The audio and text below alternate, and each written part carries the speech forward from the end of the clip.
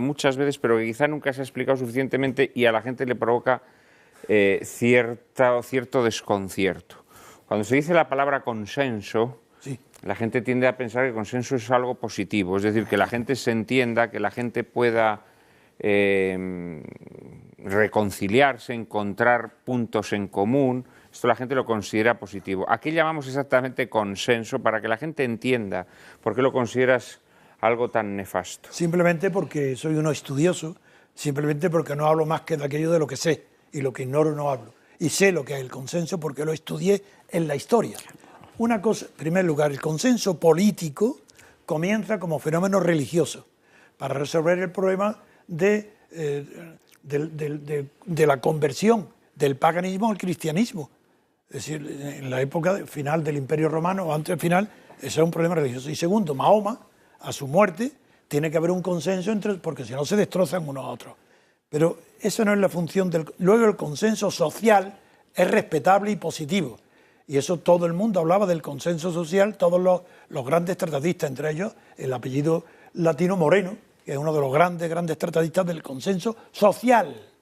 Por ejemplo, que tengamos corbata, porque eso es consenso, eso no requiere voluntad. Bien. En cambio, el consenso político es voluntario, por tanto no es consenso, es mentira. Por eso está la señora Thatcher, Inglaterra, no ella está en contra del consenso, es que toma un diccionario inglés político y la voz consenso ni aparece, porque si lo buscan más a fondo, en otros profundos dirá consenso, sí, el modo primitivo de los pueblos primitivos de resolver por unanimidad las cuestiones políticas. Eso es el consenso. El consenso es donde no hay libertad, cuando no hay mayoría. El consenso es incompatible con la democracia. La democracia se define por la decisión entre mayoría y minoría. Si hay consenso es que no hay mayoría ni minoría, por tanto no hay democracia. Por eso estoy en contra del consenso, como que es el mito que ha perturbado y destruido todo lo que ha sucedido en España desde la muerte de Franco, el consenso. Un pequeñísimo matiz sobre lo que acaba de decir don Antonio, que yo pienso que es incuestionable. Consenso no es más que una bifurcación léxica de consentimiento. El consenso es el consentimiento, que es una categoría por excelencia propia del ancien régime, frente a la cual lo que caracteriza a las sociedades modernas y aquello de lo cual nace la democracia es del conflicto y la desconfianza, es decir, exactamente lo contrario al consenso. Lo que define la posición del ciudadano respecto del Estado en una sociedad moderna y democrática es la desconfianza permanente respecto del Estado y la posición conflictiva respecto del Estado. Por eso, naturalmente, es necesaria la división de poderes. La división de poderes no es una cosa ingeniosa que se le haya ocurrido a Montesquieu. Es que, naturalmente, si estamos definiendo una sociedad en la que el ciudadano se define por su permanente conflicto insoluble con el Estado, es decir, por su no consenso con el Estado, es necesario que exista un elemento de poder que, como dice Montesquieu, par la force des choses, le pouvoir arrête le pouvoir. Exactamente, se contraponga. Si retornamos a una categoría de consenso, lo que estamos haciendo es precisamente ceder la condición ciudadana. El ciudadano, aquel que sabe que está frente al Estado, de algún modo en permanente guerra latente con él, y que la libertad consiste en el mantenimiento del equilibrio de ese conflicto, el ciudadano no puede nunca consentir al Estado.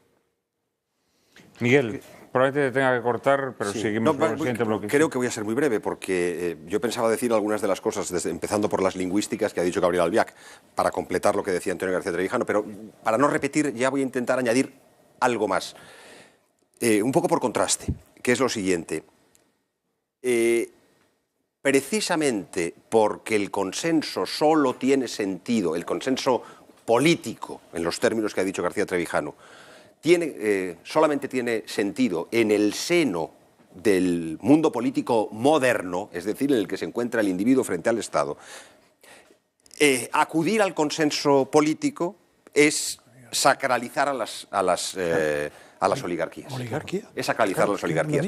Distinto es en un universo como el del ancien régime, en el que la cierta unidad moral comunitaria de base es un hecho positivo. Claro. Es un hecho positivo, que permite además el ejercicio del poder en términos templados. Es decir, es que todo esto que estamos diciendo, en términos radicalmente críticos, lo es precisamente porque estamos hablando en el seno del pensamiento político moderno. Claro. Es que hay...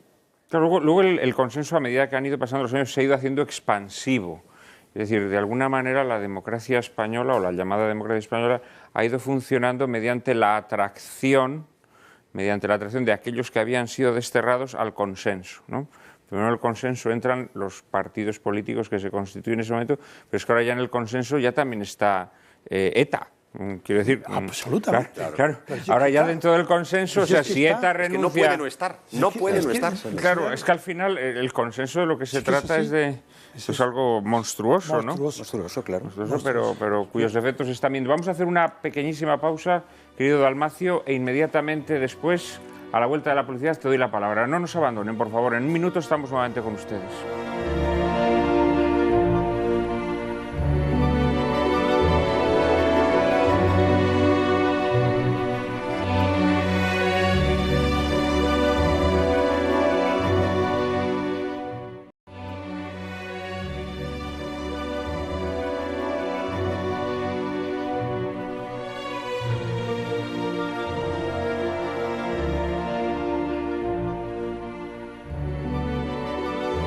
Muy buenas tardes, queridos espectadores de Lágrimas en la Lluvia. Estamos ya en este último bloque de nuestro programa dedicado a los mitos de la transición. Desgraciadamente hoy, por cuestiones evidentes, la película ha sido más larga de lo habitual. Nuestro coloquio, por desgracia, es más corto, pero tendremos ocasión sobrada en posteriores ediciones de Lágrimas en la Lluvia en seguir abundando en estos asuntos. Me había pedido la palabra Dalmacio Negro. Sí, era sobre el consenso. Es que el consenso en política es un fraude porque sustituye al compromiso. Yo sé que Antonio no es muy partidario, pero el compromiso implica una declaración de intenciones, se sabe quién lo hace, etc. En cambio, el consenso, como es oligárquico, que es algo que no se menciona. Se menciona la palabra y tal, estamos de acuerdo, pero nada más. El consenso está por detrás. El compromiso es lo que corresponde a la política. Son opiniones enfrentadas, intereses enfrentados, y hay que llegar a un acuerdo. Esa es la política racional.